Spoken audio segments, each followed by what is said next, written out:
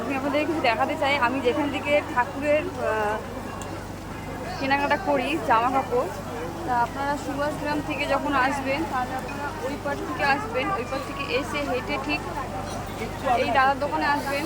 বিভিন্ন রকমের ভালো ভালো মানে ঠাকুরের জিনিসপত্র রাখে। কালকে লক্ষ্মী পুজো, তো দাদার এখানে ভালো ভালো কালেকশন আছে। খুবই মানে আপনি রিজনেবল প্রাইসে পেয়ে যাবেন। এই দেখুন,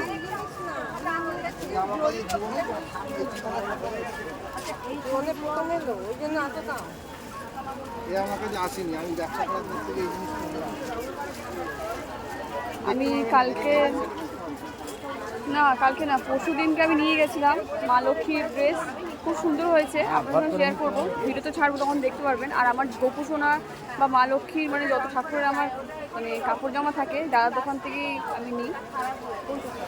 এখান থেকে আপনারা আসতে পারেন। আপনারা সুভাষগ্রাম, এখানে দেখুন স্টেশন, সুভাষগ্রাম স্টেশন আছে, দেখুন সুভাষগ্রাম স্টেশন। এখান থেকে নেমে জাস্ট এখানে দেখিয়ে দিলাম। আপনারা যারা যারা ঠাকুরের জন্য কেনাকাটা করতে চান অবশ্যই দাদার দোকানে আসবেন।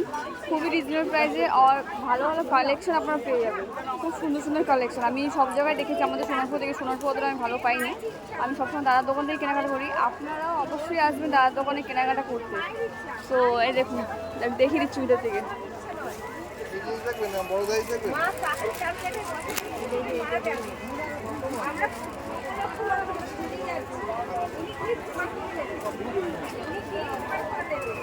দেখতে পেয়েছেন, আর দাদা খুবই ভালো, দাদার ব্যবহার খুবই ভালো। আপনারা যারা